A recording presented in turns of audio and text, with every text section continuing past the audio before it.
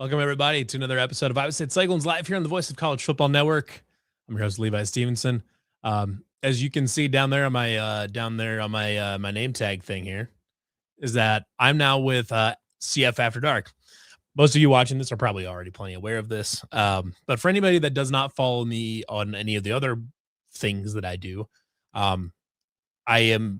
We took the entire crew from Wide Right Natty Light and we moved it over there to that was unprompted over to Cyclone Fanatic, and we have our own bit now called CF After Dark. It's basically the exact same thing. Um, is basically the exact same thing as what we had with Wide Right Natty Light, but for a different boss, a better boss.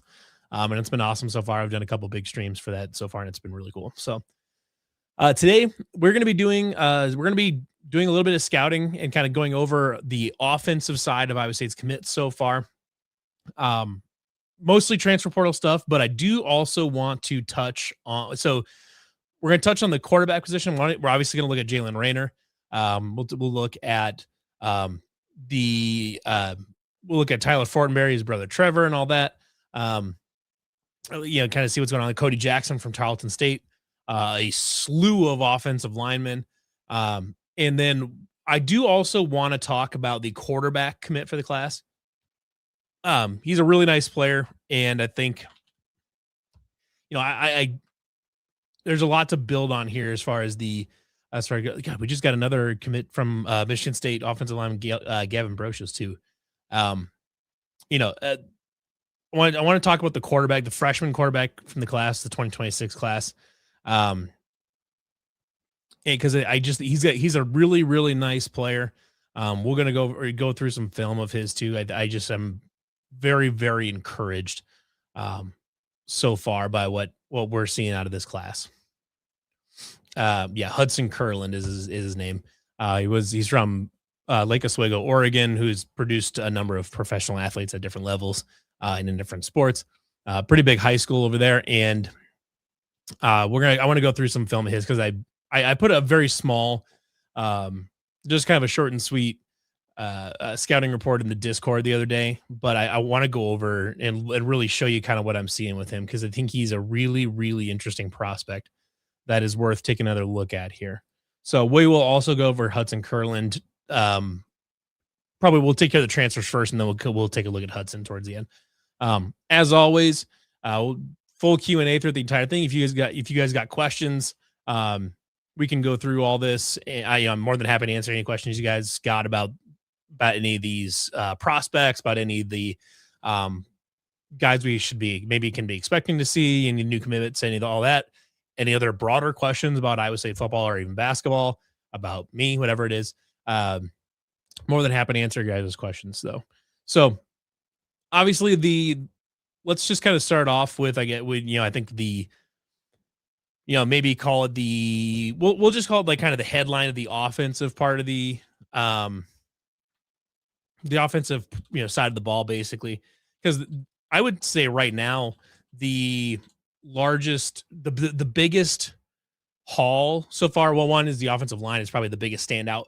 But as far as kind of the biggest names, I think so far have been on the defensive side of the ball.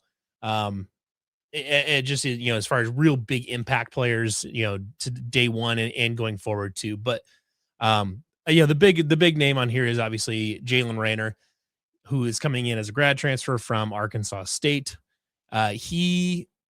We've played him 2 years, and we played him 2 years in a row now, and we saw that while he isn't perfect, he can be a little turnover prone at times.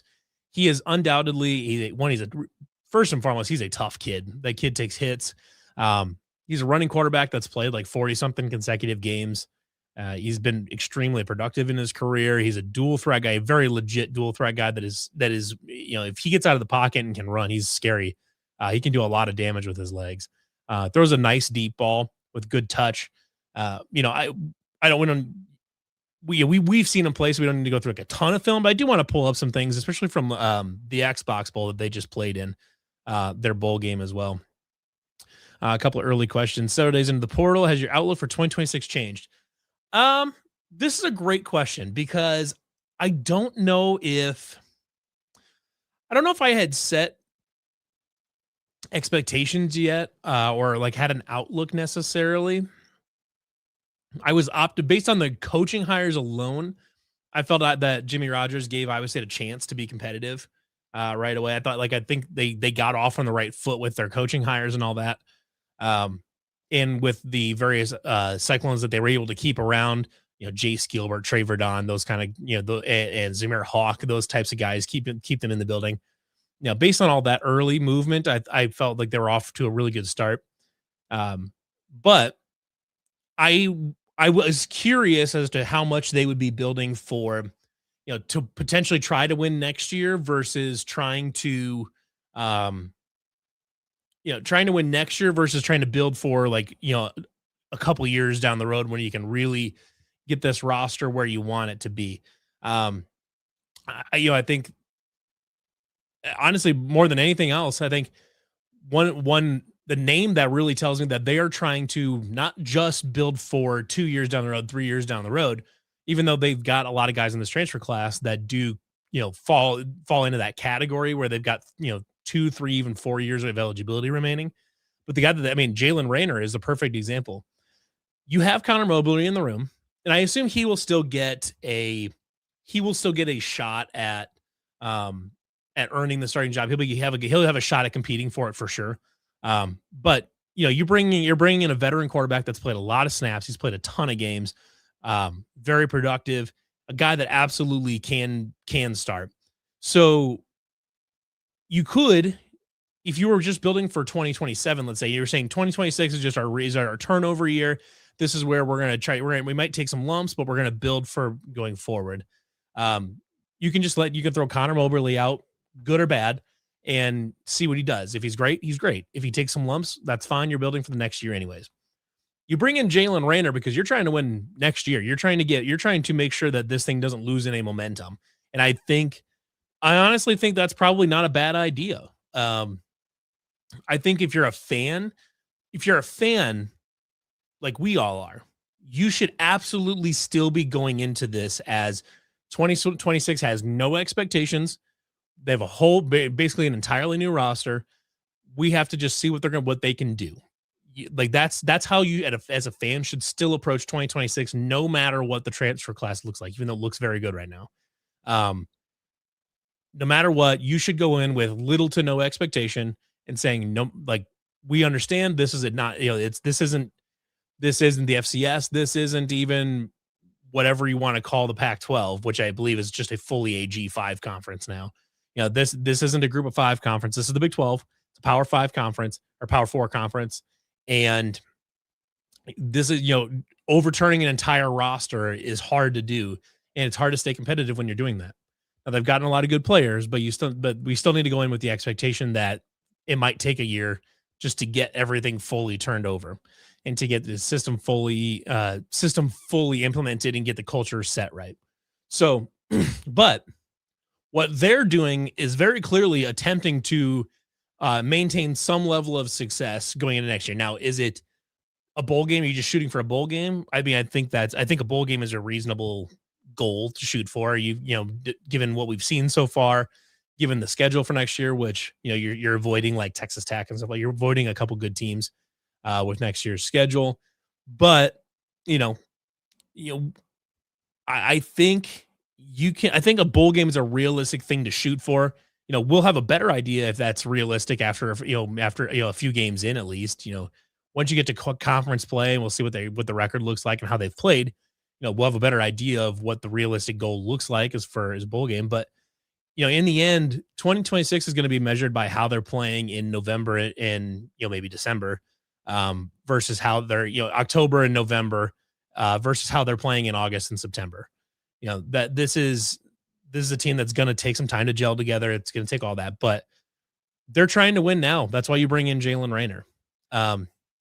You know, as far as just veteran quarterbacks go, he's going to be, he was one of the better options I would say was going to be able to have. I mean, they were never going to get a Sam Levitt or something like or a Brendan Sorsby or whatever. They were never going to get any of those guys. And that's okay. They don't need to drop $4 million on a quarterback for no fucking reason. There's no reason to do that. You're better off to build from the inside out, which is what they've done so far. You're better off to do that and and go from there. Yeah. So a couple things that one thing you will notice in here in this stream, is that we don't have a running back currently, and I've already gotten I'm getting requests now already for to go over the Monmouth running back. So we'll go through over him at the end. Um, his name is Rodney Nelson. Yeah, we'll go over Rodney Nelson. He's a really exciting back. He's a really fun back. I hope we can get. I hope obviously it's got a shot at him. I haven't heard if he's visiting campus or not, but I know that there do appear to be um some eyes on him at least. The people that track Twitter follows and all that. I know that we've got guys following him.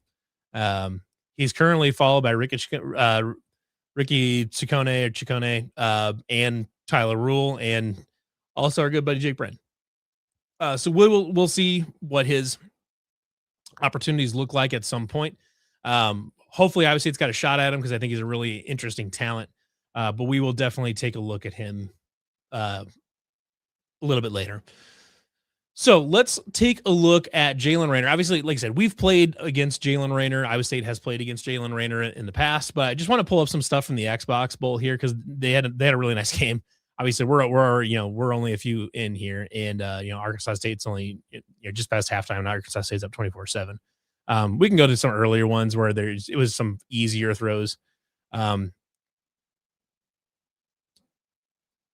so like this one here is a throw that is in every single offense ever. It's a throw you got to make 100 times out of 100.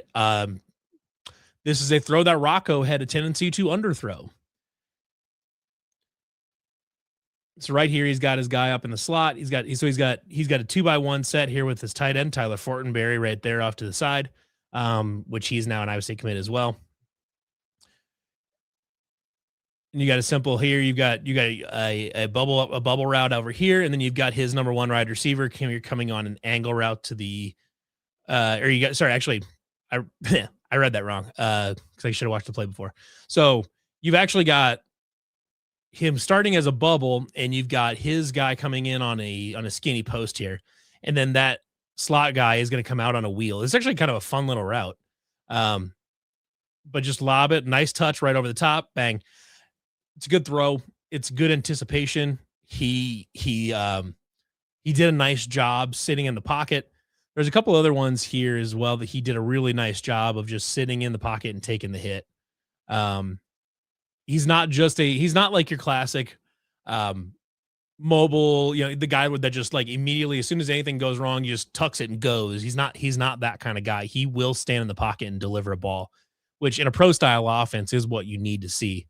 Um so let's take a look at here. He's obviously bringing his tight ends in motion.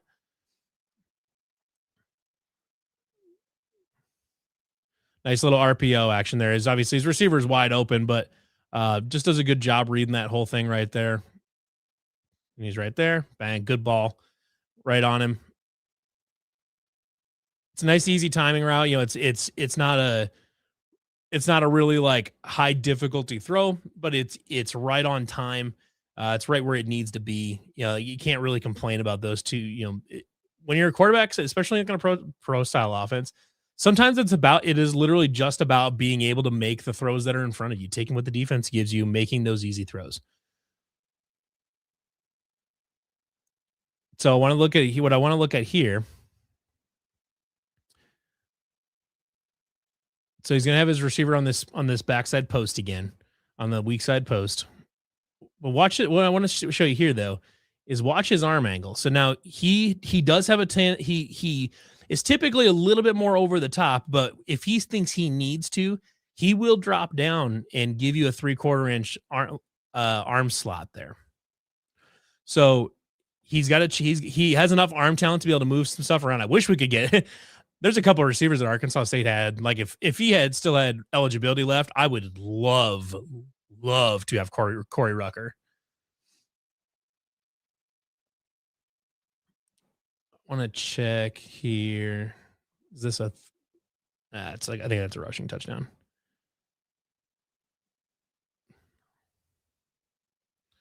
I think this is a Missouri State play here.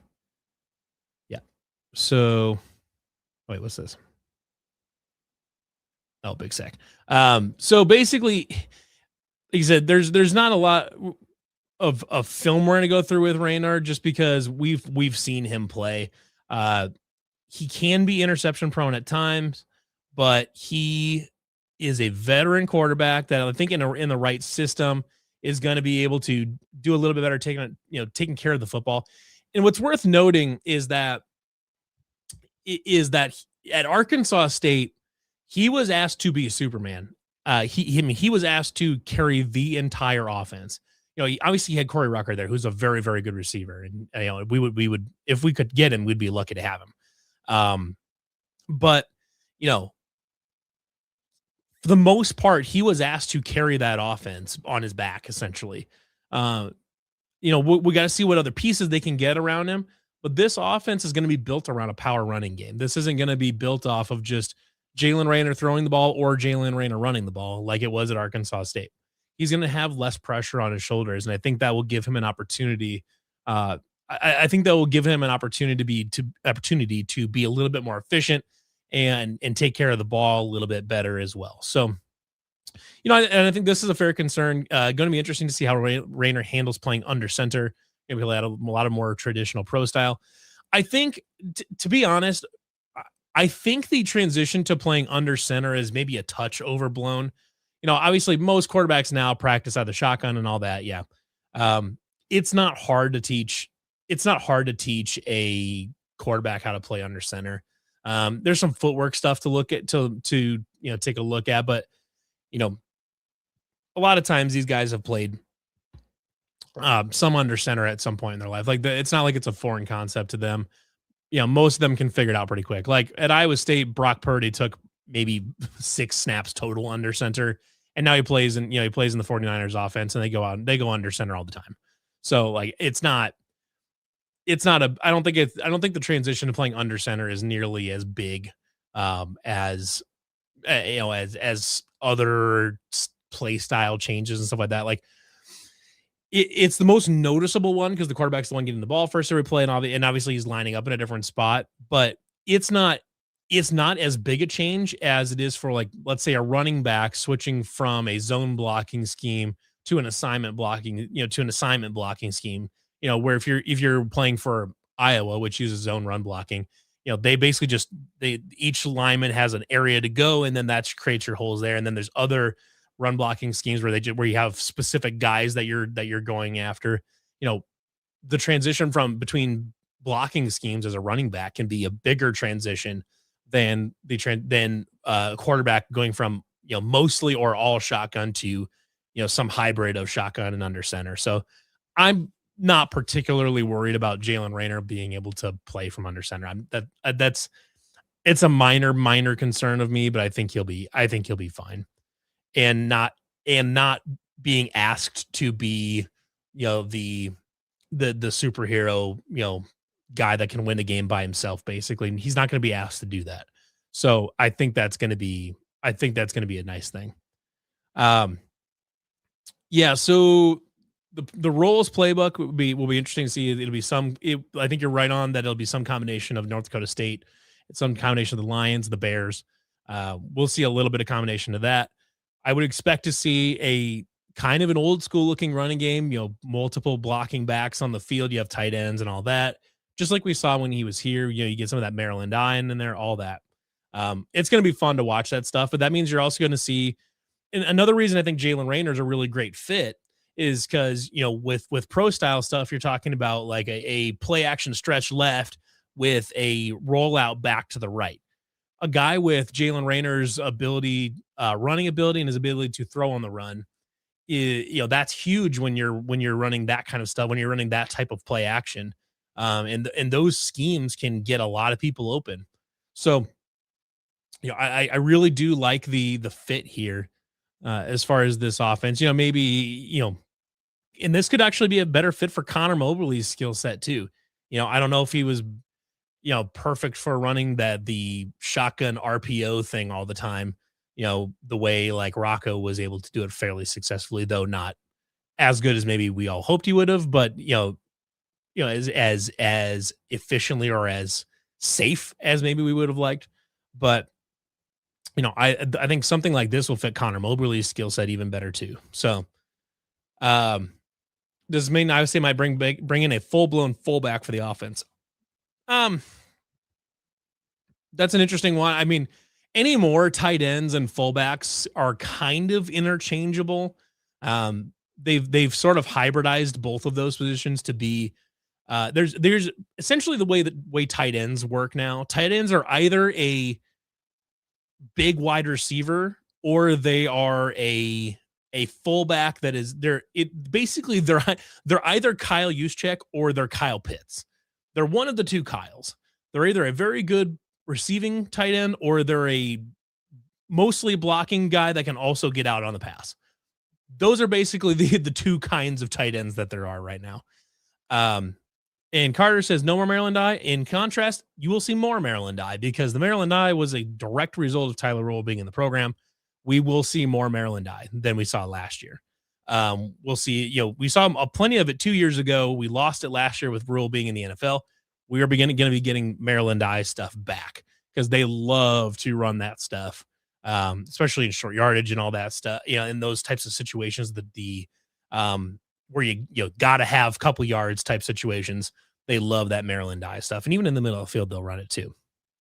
So I don't like the old school fullback. Like if you're thinking when you're thinking like a legit fullback, if you're thinking like a Mike Allstott, that kind of guy, that kind of fullback is kind of, I don't want to say it's dead, but it doesn't really exist anymore. The 260-pound running back that just also run blocks and all that.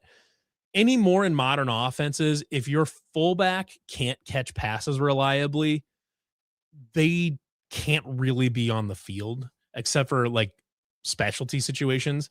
But at that point, there's larger tight ends. There are some tackles that are mobile enough to be that kind of role. I mean, we saw last year in goal line scenarios, they would bring in Vaya Ikakula, the guard. He's now at Penn State, but they would, because he was pretty mobile. So they would essentially bring him in to kind of fulfill the role of that old school fullback because he was mobile and he could act as a pulling guard. They can act him as a lead blocker. He could do all that kind of stuff. But the traditional fullback, as you are probably thinking of it, like I said, the Mike Allstotts of the world, that type of fullback doesn't really exist anymore. And I really don't think it'll ever come back just because having a non-pass, no Patrick Ricards, but none of that. Like having a skill position player that can't catch the football is just not really an option as an every down player in today's game. It's non-viable. So what that is to say though is they're going to find some versatile tight ends. They'll find pass catching tight ends. Like if Cooper Alexander sticks around, which if he wasn't, I would think he would already be like going. Cooper Alexander, assuming he comes back, is a nice, like, that's your big wide receiver type tight end. He can block, but that's a big wide receiver type tight end. And then you've got other guys that they'll bring in. Tyler Fortenberry is kind of a hybrid. I would classify him more as a receiver than a blocker. But he can do a little bit of both. They'll probably bring in another guy that looks body type like somewhat like a traditional fullback, like a Sam Seenbuckner kind of guy. Looks like a traditional fullback but can catch the ball out of the backfield, stuff like that. I think they'll find places for people like that, especially in this offense. So I'm the short answer to you is no, but kind of yes, because they'll fill that role as a modern football team would fill that role. So, we'll see. Let me see. Dom Overby is a receiver. He's a tall, fast receiver, basically. He's your speedster receiver if you're a college football 26 guy. The receivers, they've got a couple other ones. We'll talk about them in a second. Or well, in a few minutes, anyways. We'll talk about some of those guys. But yeah, so Jalen Raynor, I think, is a really, really nice, is a good ad if you're trying to win now. He's veteran. He can take care of your offense for a year until you're ready to play Connor Moberly, or at least talking with the ball. Yeah. Well, because he's not in the program anymore, I'm gonna be more critical of him. I would say it's wide receiver coach. This last year that, or the last few years, anyways, that went to Penn State. Um, I was, I think I probably mentioned it in the Discord a few times, and I think I remember when Noah Pauly, I should say, is his name. Noah Pauly came from North Dakota State.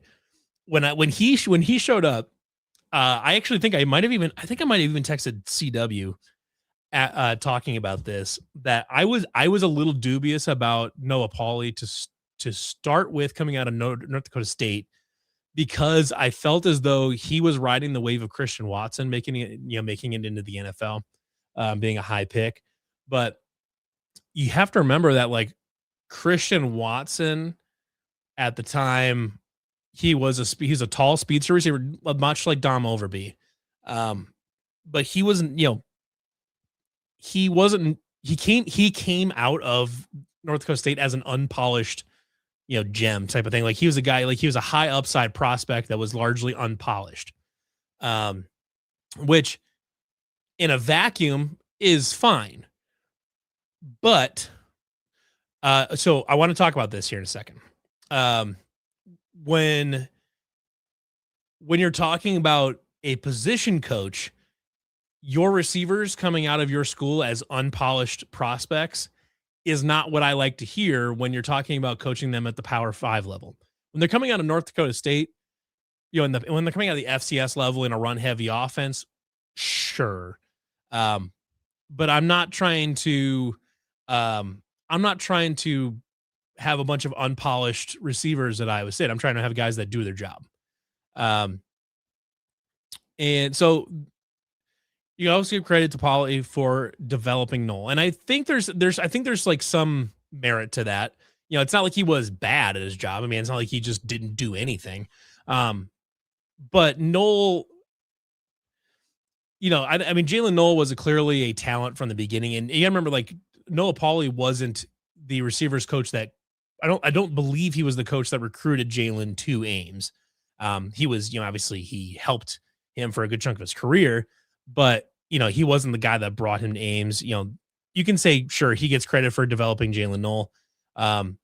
Jaden Higgins was, maybe got a little bit better, but he was largely, I'm not gonna say he was like a finished product, but kind of coming out of Eastern Kentucky. I wouldn't say he was I don't think he needed a ton of developing. He just kind of needed to get in the flow of things. But let's say you give him credit for Jalen Noel, who is in the NFL now, and Jalen Noel and Jaden Higgins both had tremendous rookie seasons for the Texans. Let's say you give him credit for those. What we saw this year out of the wide receiver room was completely unacceptable. I mean, straight up, there were the wide receivers were easily the worst position group on the entire team, and it's not even close. There was not one single guy in that entire room that consistently caught the ball, they didn't have drop problems. There was lots of guys that couldn't get open. There were some guys that like have the speed but didn't know how to use it. They were not running good routes.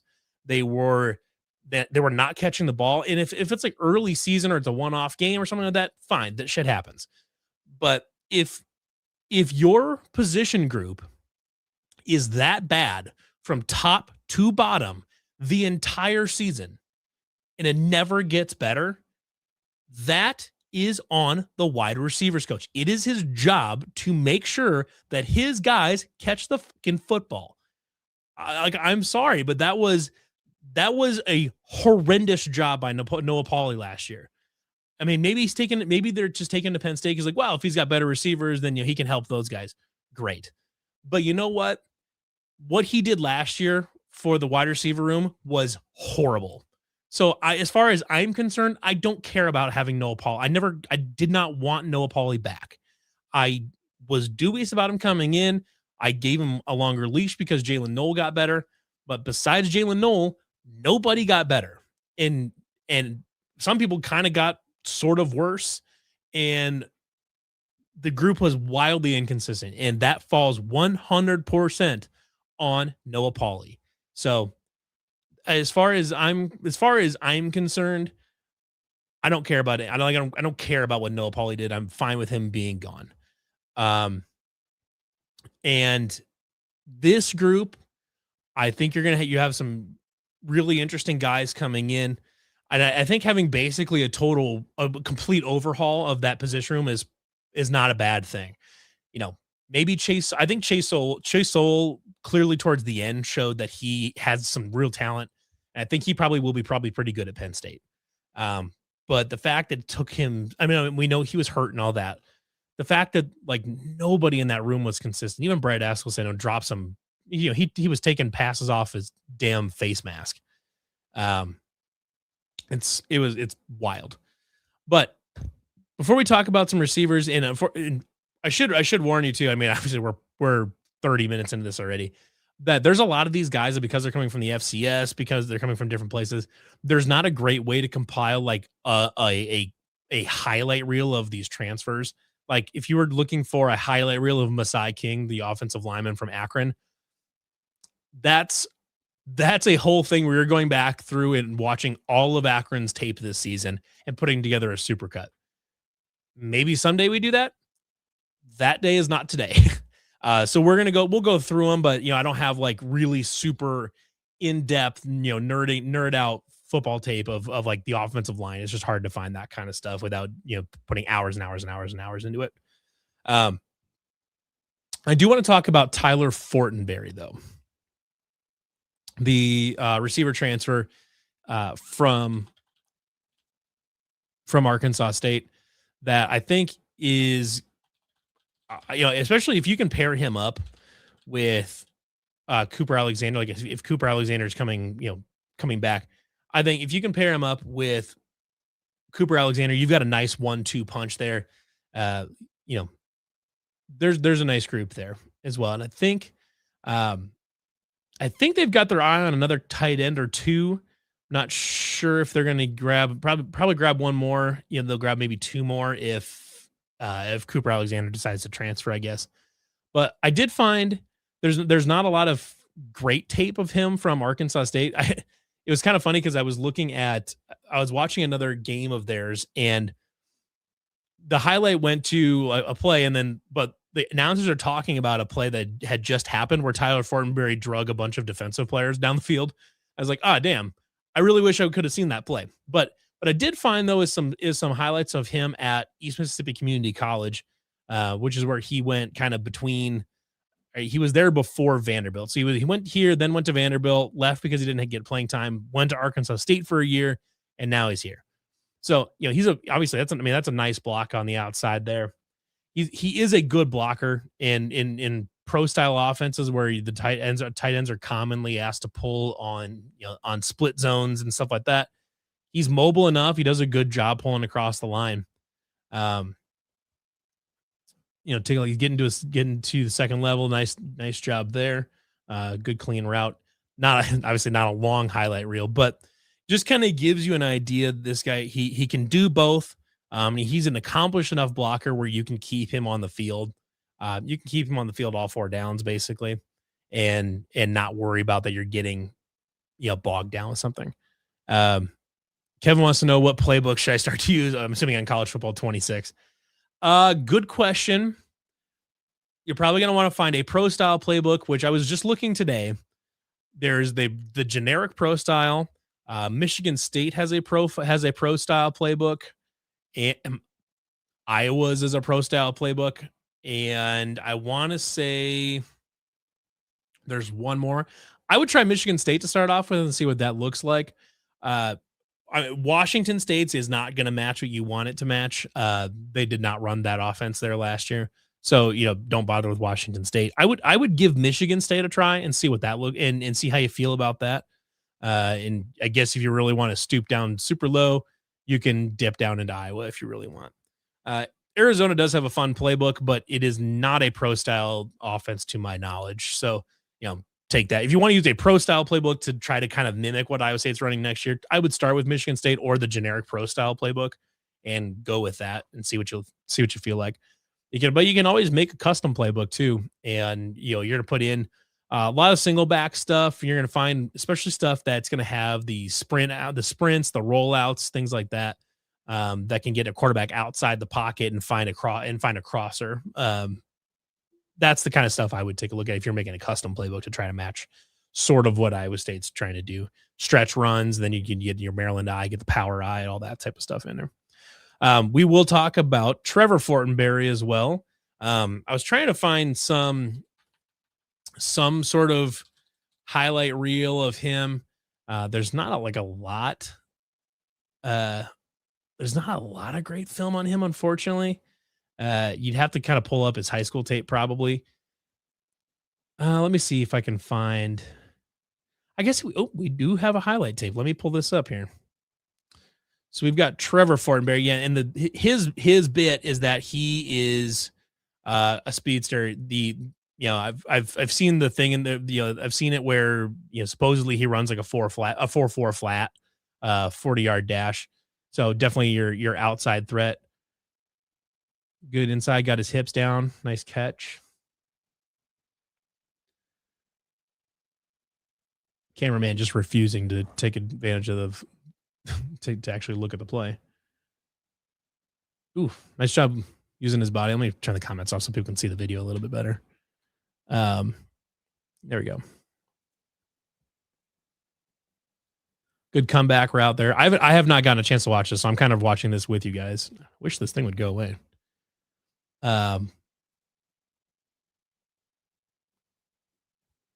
Good job finding space there. One thing I want to see though, one thing that would be a good guys, you're just running tons of in and curve routes. Does a good job catching the ball through traffic. I don't know why this thing's not going away. This is annoying. But let's see, it's probably screwing it up. See what he's doing. Good move there.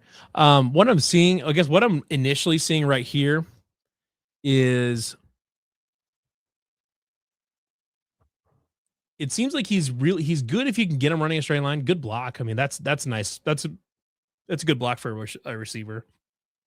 Big body, aggressive blocker. I like that. I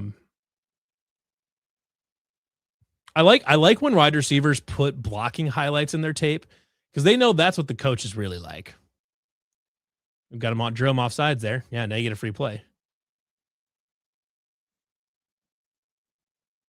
Let's see here. I don't know why that was in there, but so he's a bigger body guy. I almost kind of wonder if they see him as more of a big receiving tight end, or if maybe they see him as a receiver.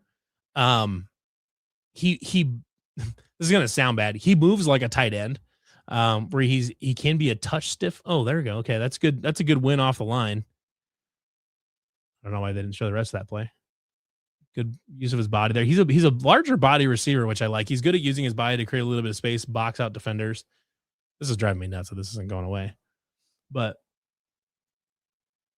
I mean, that's a really, really great blocking there. I like that a lot.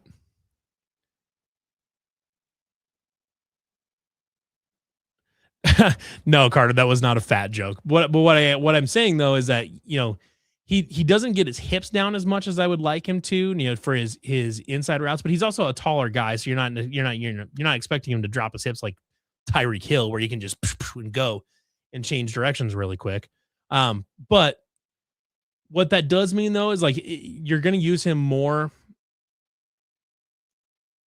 See, I like him on this type of stuff where he can start striding out a little bit. I think if you got him running too many like stick routes and things like that, I think you're probably not using him the right way. But if you can get him on deep routes, on post routes where he can really start striding out and use his size to box guys out, use his speed to get behind safeties. I think that's where his best I think that's where he's going to be at his best. I don't think you want to use him like a yeah, shallow crossers. I don't think you want to use him like you would a slot receiver. To me, he looks like a prototypical X receiver, a guy that you want to a guy that you want to keep on the outside, let him run your vertical routes, let him run your posts, things like that. And or maybe you use him as a red zone guy too. You know, I don't think he's like wide receiver one, but I think there's absolutely a use for a guy like him, especially with his size and speed at his top end speed, I should say. Not as impressed by like his uh like the crispness of his routes and of his tight, of his tight space agility and stuff like that. I'm not like it doesn't that stuff doesn't jump off the page, but I think once you can get him, um, I think once you can get him striding out, I think that's a really good spot for him to be and be your deep threat type of guy. Um, so the next guy up that I wanted to take a look at, this guy was man was hard. He's been hard to find good tape on. Is Amari Hayes from Tulane. You can go find like Tulane games and stuff like that and just kind of see what's going on, but and just dig through them, I guess. But there's just not a lot of good there's just not a lot of good super cuts or anything like that of him right now, which is a little annoying. But uh, yeah, we can find some little clips here and there. Let me pull this one up here.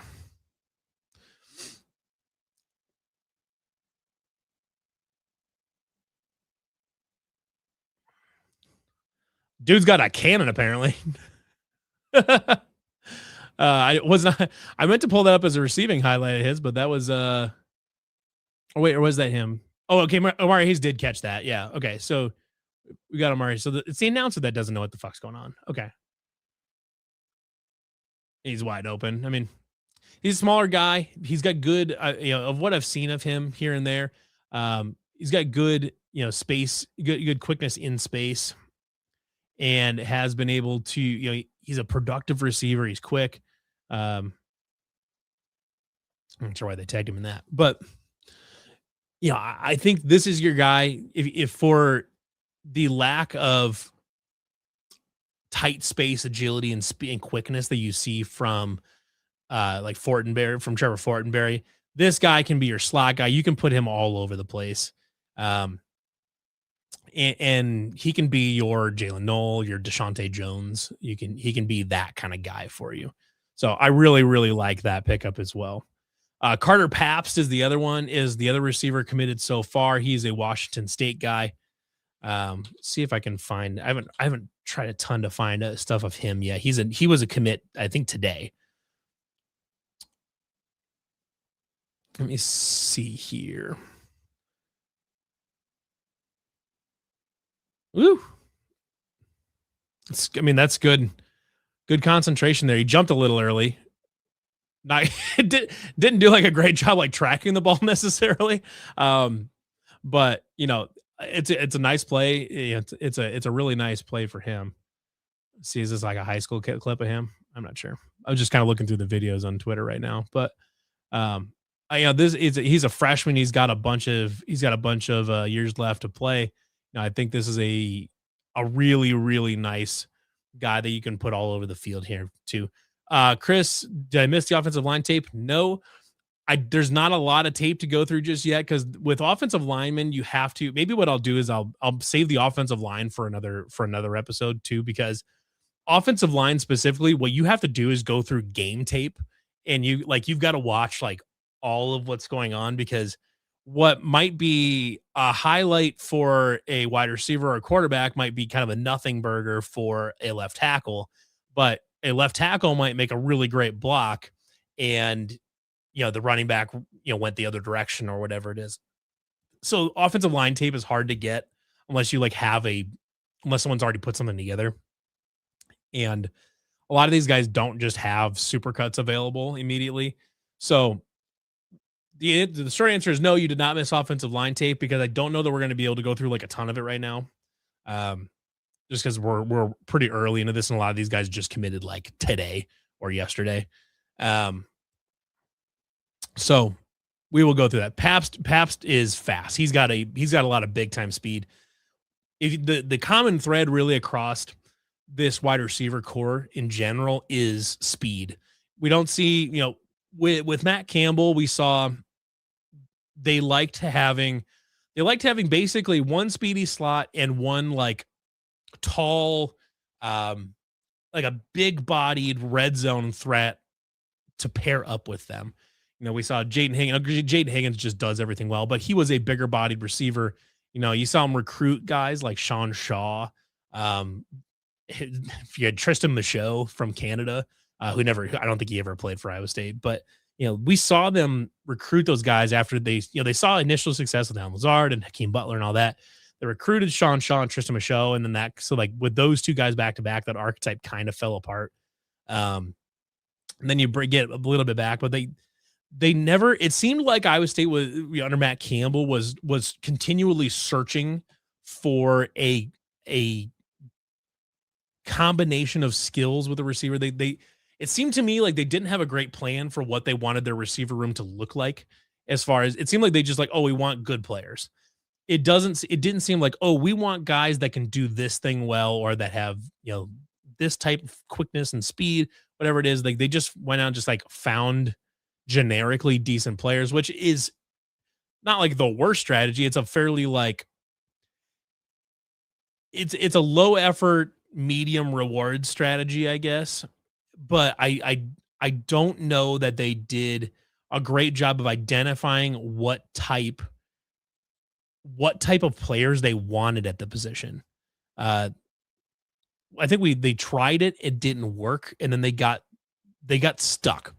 So, they said, well, we need more speed. Well, we took Dom Overby, who is a good athlete, but pretty unpolished. Obviously, doesn't have awesome hands. Did not have awesome hands last year. They take like Brett Eskelson, who's fine at a lot of stuff. Not great at a lot of things, but definitely like decent to fine. Could make some plays downfield, but was also taking passes off the face mask from 10 yards away. So it's, they never really settle on what they want to do. But there's the very clear priority from what they've taken the transfer portal so far is speed. They're prioritizing speed at the receiver position over, almost anything else. They're, whether it's tight spaces in with the Tulane receiver with Pabst, or it's in a tall, long strider like Trevor Fortenberry. They're prioritizing speed, which I do like, because when you're running pro style stuff, you want to have the good blockers, which Fortenberry does a nice job. And Pabst, I've a little bit I've seen of him. Otherwise, Pabst is a good blocker too. Aside from that, when you're talking about running play action, you want guys that can have the long speed to either beat a defense deep past the safety, or you want guys that can run away from coverage, or run away from like a man-to-man defender on a like a crossing route on a shallow crosser or a backside post, some of that. You want to have guys that can get open with their speed on a longer route. It doesn't, it's in contrast, I think with a tight end, you want to have a little bit more of a route technician. You don't need, like, for example, I think this is a decent example here, actually. Ben Bramer's a great player. I'm sure he will be good at Penn State. I don't know if schematically Ben Bramer is a great fit for this offense, because he's like an okay blocker. He's not a great blocker. He's an okay blocker. But what he was a big body that was a good tight end to get vertical, running up the seams and all that. We saw it with all the pop passes and all that. That's where he was at his best, is when he could run up the seam and get vertical and use his size to get over top of linebackers and all that. In this pro style offense, you want a more of a route technician that runs really crisp routes, is really good at boxing guys out. So Gabe Burkle probably would be a good fit in this type thing, because he's more of that type of tight end. much more of the Jason Witten, Travis Kelsey type than he is, or I'll say Jason Witten because Travis Kelsey can do everything, but I'll say like a Jason Witten type where it's really a route technician that can get open, use his body in tight spaces and pick up first downs. That's kind of what you want your tight end to be. They're not really trying to get super vertical with their tight ends in this type of offense. At least as we've seen it from North Dakota State, from the Lions and Bears, they don't typically get their tight ends to vertical very often. They typically like to find them on stick routes, things like sticks, curls, drag routes, things like that. So having a guy like Fortenberry who runs Tyler Fortenberry, I should say, that runs some pretty decent routes, does a good job using his body, and isn't that archetype of just trying to get vertical, I think is a better fit for what they're trying to do on offense. So,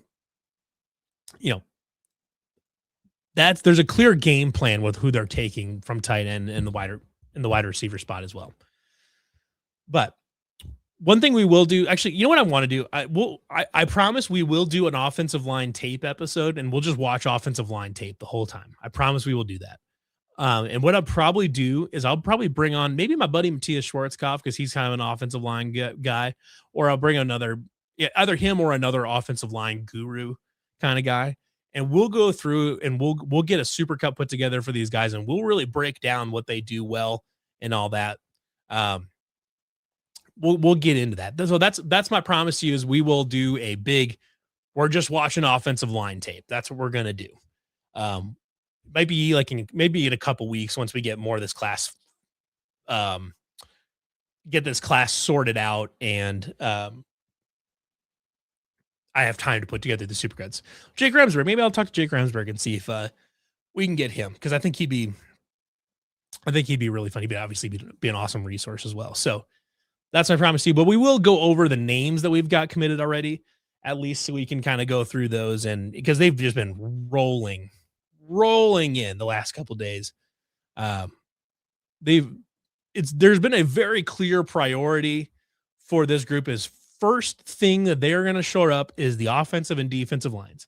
The defensive lines they shored up by keeping Jace Gilbert, Trey Verdon, Zamir Hawk, and a few other guys, just keeping him in the program, which was an amazing win. That was such a good idea from him. I'm so impressed that he was able to keep all those guys, keep them in the building, and keep developing those. So you don't have to go find defensive line talent someplace else, because defensive line is maybe the second most expensive position on the field, an edge rusher, outside of a quarterback. So, good on them for keeping that talent in the building.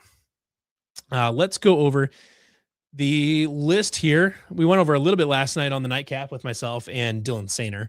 But we'll go through here and now. For anybody that is, wanting to look at this further, this is the transfer portal tracker up on CycloneFanatic.com.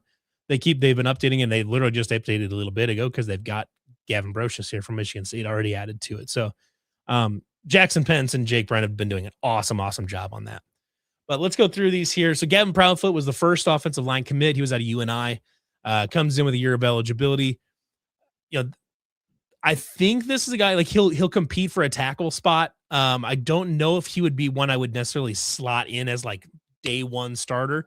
But if he's probably in the running to be, in there for like I would guess probably as the right tackle, because I think your left tackle, I think your starting left tackle day one right here is Masai King from Akron. Just 1 year of eligibility left, but he is a big time. He is a full on NFL prospect offensive tackle, just like Jalen Travis was in 2024. He's coming in. He was set to visit Oklahoma and did not make it to Norman because they got him to commit while he was on his visit in Ames. So big time NFL prospect. They will plug him in at left tackle, and he will be, he's your anchor right there. I believe I saw a stat for him that he has over his career, he's played something like 800 snaps and he's only allowed 2 sacks. Pretty good little rate there to allow 1 sack per 400 snaps. That's a pretty good rate there for a left tackle. So he's probably your plug and play starter at left tackle right there, Masai King. I'm hope I'm pronouncing that right. Next up was DeAndre Carter, a big time offensive line prospect from from Auburn. I assume he will be a guard. He is 6'4", 345. Big boy on the interior of the offensive line. If you get DeAndre Carter at left guard and Masai King at left tackle, the left side of your line is stout. You are a big fan of the left side of that offensive line. If that's your starting left tackle and left guard. Uh, yeah, so DeAndre Carter was a solid 4-star coming out of high school. He had lots and lots of so Kevin thinks King will be on the right tackle and Carter at right guard. Either way, I mean, whether it's left tackle, left guard, right tackle, right guard, either way, you know, whatever, basically whichever side the offense wants to prioritize, I guess, though that's where those two will play. So DeAndre Carter coming in, he was had a ton of big Power 5 offers coming out of high school, played last year in every game as a redshirt freshman, mostly on special teams, but he was basically slotted in to become a starter at Auburn next year. So, you know, if you're playing at Auburn, you know, Auburn wasn't great this year, but if you're playing at Auburn, you probably had some decent offers. You're probably a pretty decent prospect. It's historically a pretty good program. So, you know, you liked grabbing that. Trevor Bindle was another one coming out of Wazoo. He was one of the first Wazoo guys, not the first Wazoo, but one of the first Wazoo guys, and he was the first Wazoo offensive lineman to come in. 6'5", 300 pounds, coming in with 4 years of eligibility. He was just a redshirt last year. Good size there. Love to see. You know, obviously there's not really hardly any tape on him right now, except for his high school tape, which we will look at when we go to do our offensive line episode. But you know, good young guy to get in there. Like, you wouldn't probably project him to start next year, but he's going to be a guy to keep an eye on going forward. Now, if Masai King is not your left tackle, this guy might be. Jake Taylor came as a transfer from Oklahoma. He was injured a lot last year, but he is coming in with a year of eligibility remaining, and you know, he's a good spot if he can play left tackle. He's got good size, tons of experience. You know, I think that's, you know, you can just about plug and play him at left tackle, I would assume. Braden Smith from Tarleton State, coming in 6'4", 290. He's got 3 years of eligibility remaining. Probably slightly more developmental prospect. I'm sure he will probably be in the running to be in the rotation next year, but I think he's probably going to be more of a developmental guy, like a 2020, like where you see him really blossom in 2027, after you get some of these, you know, grad transfers out of the way. So that's guy. We're going to be talking next week. We're going to be talking about defense, and I promise you, we will be finding some tape on Braden All, so I can show you guys. He is a phenomenal player. Gavin Brocious just came in today, from Michigan State. Really nice player. Started a bunch of games, or started 4 games, played all 12 games last year, a couple of years left.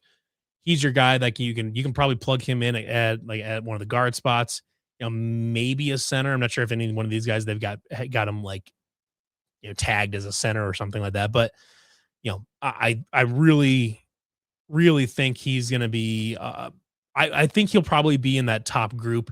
Yeah, I will actually let Jake and Jackson know that they are missing that Montana lineman. I'm trying to remember what his name is, because I can go and try to find him. Oh, I don't want to spoil the quarterback. I don't want to spoil the quarterback and running backs that we're going to talk about here in a second. Let's see, what was his name? They did land a quarterback, or land a kicker today, Adelaide Lounsbury. Let's see if 247's got him on here. Let's see here. From the transfers, there we go. Oh, Montana. Yes, Colin Amick. That is his name. So he was a freshman All-American last year, and yeah, Colin Amick. So he's a freshman All-American last year at Montana, who I believe was an FCS semifinalist. You know, they're always a good team. That I believe they won the title 2 years ago. So, you know, he's a really, really nice player. He's I think he's a sneaky one of the better pickups in the pickups in the class so far. Like Redbird said, he was supposed to go to Nebraska today, didn't even make it there, and you're kind of happy with that after Nebraska grabbed Brendan Black. So, you know, this is a great pickup here. we will make sure to we'll make sure to talk about him in the offensive line episode where we can geek out on all that stuff. So um overall, they've got like 8, 9 linemen, something like that coming in already.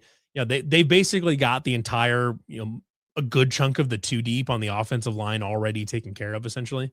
So this is, a great start. They've got some good guys coming in as freshmen as well. So building the team from the inside out is the strategy here. They are Amick's on. Amick is on the list. I must have missed him. Yeah. So there you go. FCS freshman. He comes in 6'6", 292, allowed a pressure rate of 2.5%, third best by tackling the big sky. So good player coming in. I'm sure he will be in the running to be a starter or be right, being that first couple guys off the bench type of thing. So we'll dig into the offensive line here in a couple weeks, especially if I can get like Jake Remsburg on. I think that'd be a lot of fun. So let's talk about a couple guys that I know we were waiting to talk about earlier. I want to talk about Hudson Curland. Not a transfer, but is the quarterback for the 2026 class. So a couple of things I want to show off here because there's a couple of things that really jumped off the page. I'm going to hide the comments so that we don't cover up the highlight here. So first couple of things you got to notice right here. One, taller, lankier kid, but he can put on a little bit of weight. He's got a good base. He's got a good frame. So I wanted to take a look at that throwing motion here real quick. So he's dropping back right here, very much a gunslinger, 3/4 arm slot kind of guy. If you watch him, you're going to see a lot of Phillip Rivers in that delivery. Really quick. The one thing, but you're going to see, I want to show you a couple things out of here too. You'll notice a common theme here. So he's got good mobility outside the pocket, can really stride out and get away from defenders. Good ball on the run there. I really like that. Right there though, you can see one of the things I want to see from him developmental wise though. The first thing they need to do is they need to get this out of his game, because right now you're going to see this right here. He's going to throw right off his back foot there. And specifically, it's not necessarily like leaning back, but what he's not doing right there is he's not driving off of his back foot. So on some of these longer throws, you can see right there, he's not driving off that back foot. His back foot is coming up essentially before he's falling through. You can think this one you might be able to see here too. Or no, he's got nice. I mean, he's really good at getting outside the pocket. He can really run. We'll see on one of these clips. A couple of these he'll take off and run. He's a really nice athlete, actually. Just a good ball, good accurate ball on the run. Find him as a receiver. Love it. That's competing right there. That's a football player. I want to see if I can see which one of these. And what's notable about these highlights too is that he is taking them all from the shotgun, but this type of rollout is very common in a pro style offense. Now, out of a pro style offense, they're going to run it out of like a stretch left play action into a rollout to the right.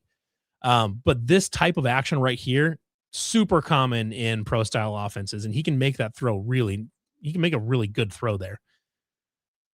This is I think the best part of his game right here is the touch he can put on these throws.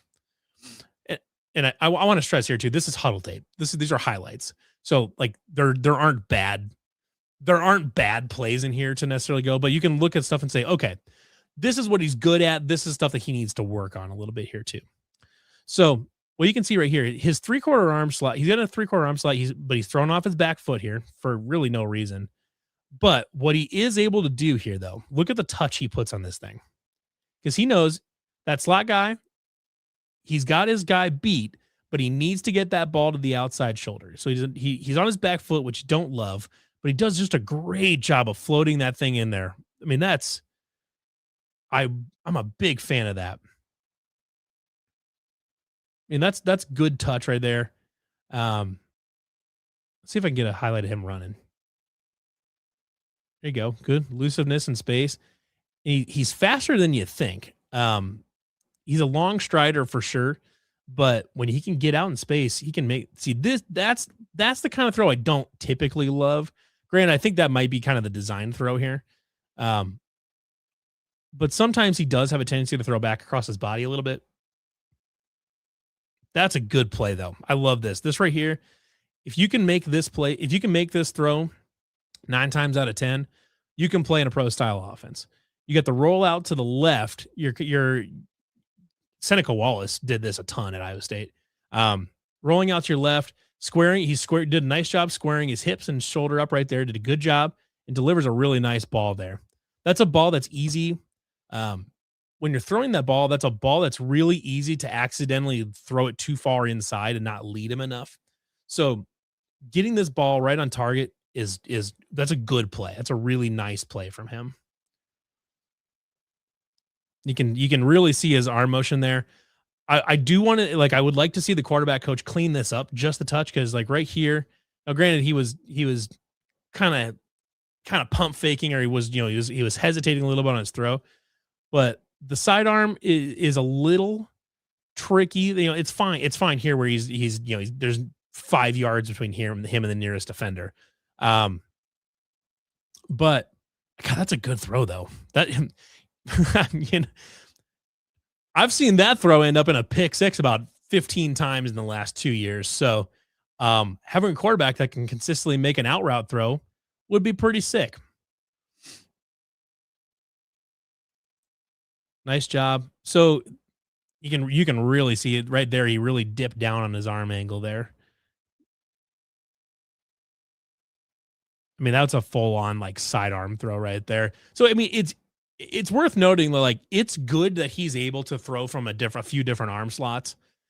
Um, you'd like to get ideally you'd like to get it higher up, but like I said, Philip Rivers made an entire career out of just a quick 3/4 arm, a quick 3/4 arm slot. So it's not like something that can't it's not going to prevent him from being a good quarterback, but you know seeing like right there, another 3/4 arm slot. But what he did though is he threw off his back foot just a touch. And I think if you were able to clean this up and get him to drive off of that back foot, so like right here, this is where you should see him. You should see him step forward just a touch. So he's going to take a little step here. So what you should see here is him really drive off of his back foot. But what he does is he kind of leans back. We saw this a lot from Brock, right there. So what he should be doing, his body angle right here is sitting back. Now, granted, he's trying to get some air on the ball, but he's sitting back a little bit, and he's got basically a straight line between his foot through his body to his head. And what I'd like to see is a little bit more, and his back leg is off the ground. So what you'd like to see here is a little bit more push off of that back foot. And what it does though is it robs him a little bit of some arm strength because he really, he really stepped back and gunned that thing. It was a good ball. I mean, the ball traveled what he's at the opposite 30, he's at the opposite 35, 15, 25, 35, 45, 50 yards. I mean, it's a 50-yard throw. But I mean, in college, you should be able to throw the ball a little bit farther than that. It's not like bad arm strength, but like right now, his arm strength is robbed a little bit by him just not doing a great job of throwing off of his back foot or throwing by using his throwing through his back foot, I guess maybe you want to call it, using his back foot to drive through the throw. But I mean, look at that. I mean, that's a good throw off of his off balance. Um, like right there. I mean, it's accurate. I mean, it's a good throw. But right here, if you can sit back and you can drive off that back foot, because you can see it. I know it's kind of minute, but if you can see it right there, right before that, I wish I could be a little bit finer with the control here.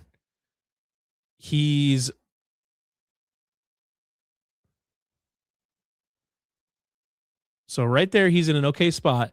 But instead of driving through with that back leg, he kind of just plants his front foot and guns it. It's basically all that throw is essentially all arm. and it's on target. And there's something to be said about using that for a timing device because Brock Purdy did it a lot too. He used that back foot, throwing off of back foot was kind of his safety blanket. It was what he was used to doing. So he it was in a way it was a little bit of his timing device. So it's not like again, like none of these things will prevent him from being a good quarterback, but it's like if you can take a really interesting kind of a raw talent with him, and if you can coach a few of these things, you can turn him into a big time quarterback prospect, I think. Good ball on the corner route there.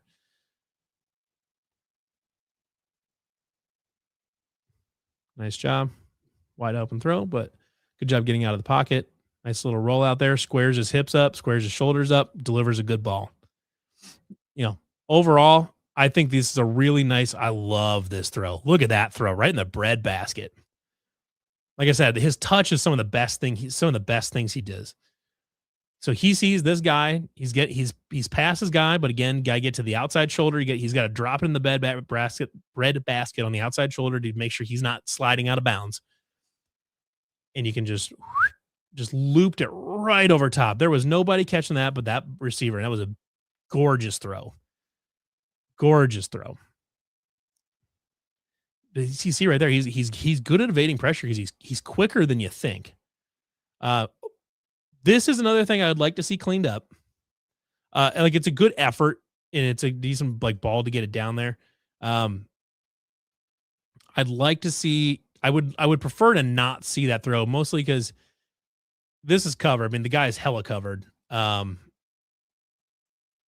think they ended up catching that, but it was kind of got deflected a little bit.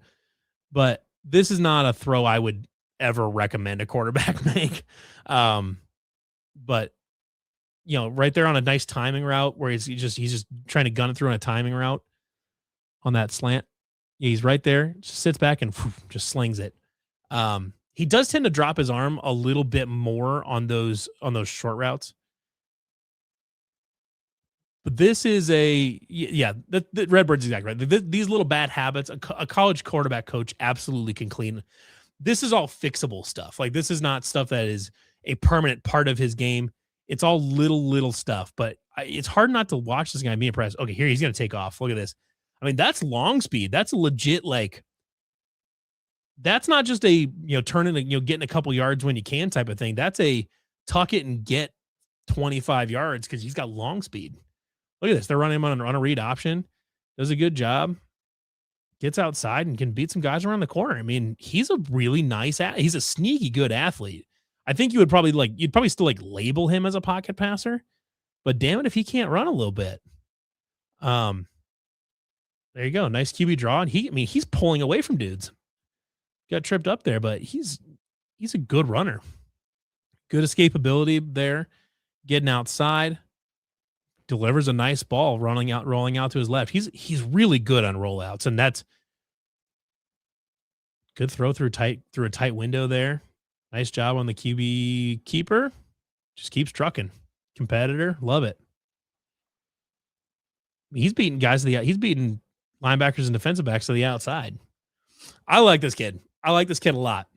I think if you can let him spend a year behind, Jalen Rayner and Connor Moberly, let him let him have some time with the quarterback coach. I think he's a really, really high upside prospect here.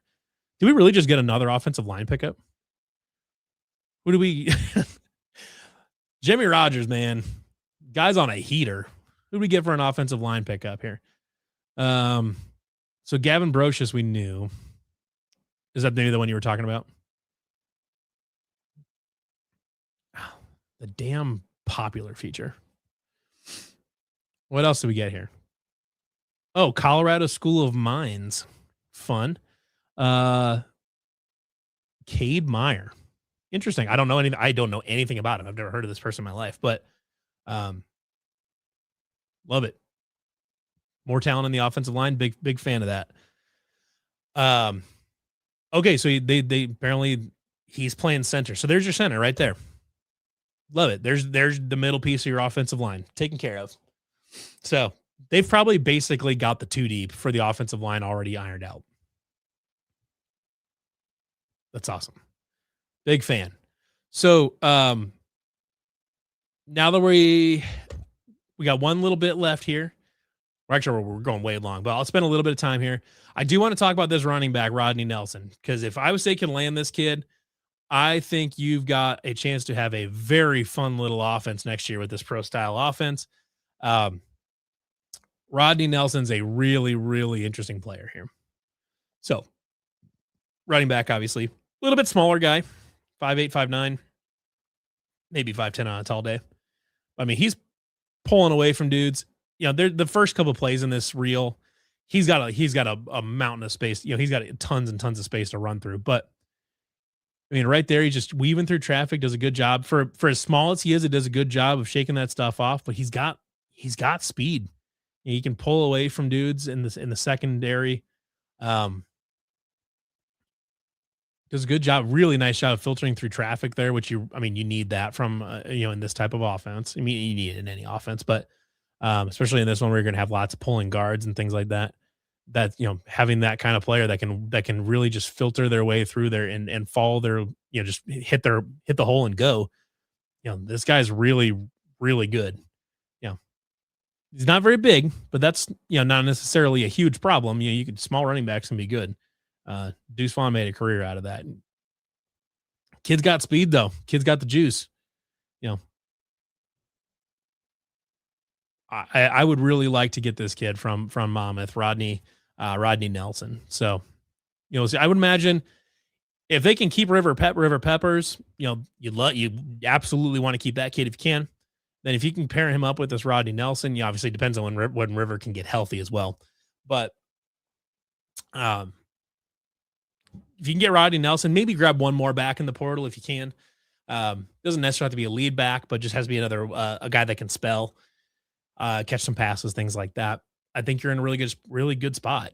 Then we're starting to talk about an offense that can do some stuff here. So overall, couldn't be more impressed with how well that Iowa State's done in the portal. There's been hardly any guys that I've seen where we've been talking to them, going after them.